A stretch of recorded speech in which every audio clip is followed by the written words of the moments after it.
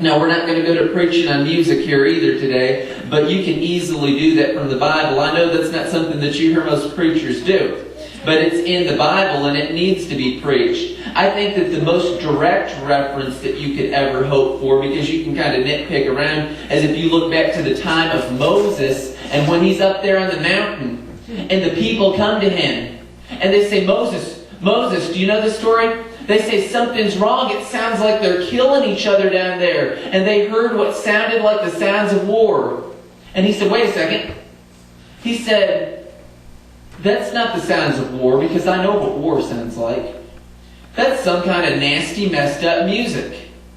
I've heard preachers preaching that. God bless them, everyone that has. But he talks about that, and they had did something wrong and something distorted, and it didn't sound like the hymns and the psalms and the spiritual songs that God here is ordaining. It didn't sound right. Something sounded messed up. There was something wrong with their song and what was in them. Well, how do you know that, preacher? Well, look at what they were doing.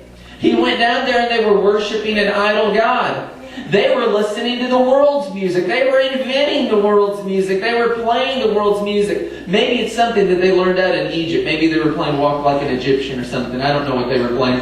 But it didn't sound like the songs that they were supposed to be playing. There was something wrong with it. You know, there's another reference to what songs in here. And I think that songs affect us differently.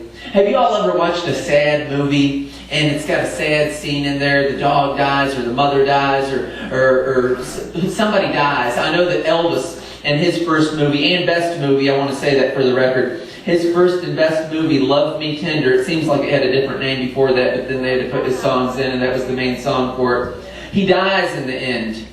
Now that was the only movie that Elvis Presley had ever been on screen and died on screen. I think he died in 2 other movies. Another one was a Western, maybe. It might just be one more. But the other one was a Western, something about thunder or whatever. He rode off into the sunset and he died. Only movie where he ever died on screen. And his mother was so tore up and so distraught over the fact that she had to watch her baby boy die on the big screen that he promised he would never be in another death scene ever again because he didn't want to hurt his mama.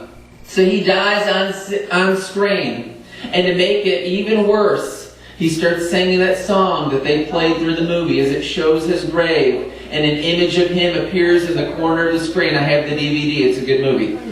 And he's singing Love Me Tender. And you can hear that guitar strumming. And it's an emotional scene. Songs can make us cry. Songs can take us back to a place where we were. I know there's times in your life where you remember a song, whether it's a church song or whether it's a song that you heard somebody playing on the radio or whatever it is, but it has some kind of reference in time to you. I remember when I was a little boy, I was in the 80s and I had a rat tail and I wanted to rip my jeans up and also I could be cool like everybody else. Every single day on the bus they played My Sharona. To this day I don't even know the words to that song, but that's what was playing on the bus. If you don't know that, God bless you.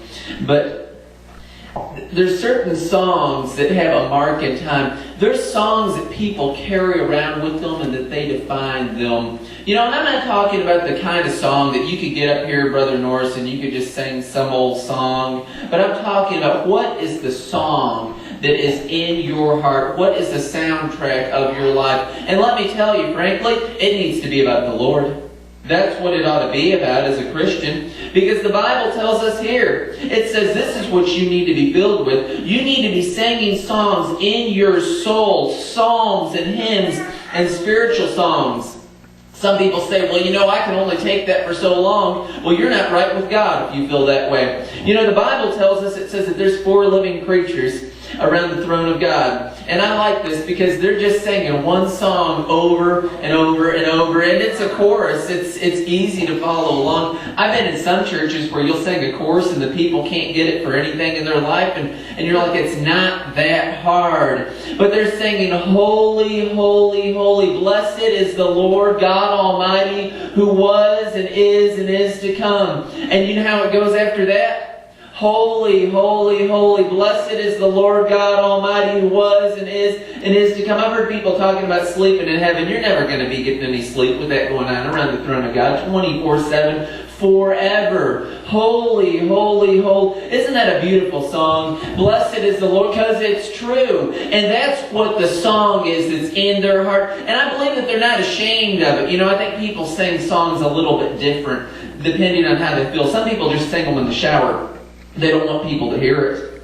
They say, well, it's not that great. So they're in the shower and they're hiding and they're just kind of singing their little song and all that. But I believe these four living creatures, they're singing it where you can hear it. I mean, one day everybody's going to know. Everybody's going to know. Because everybody one day is going to stand before that throne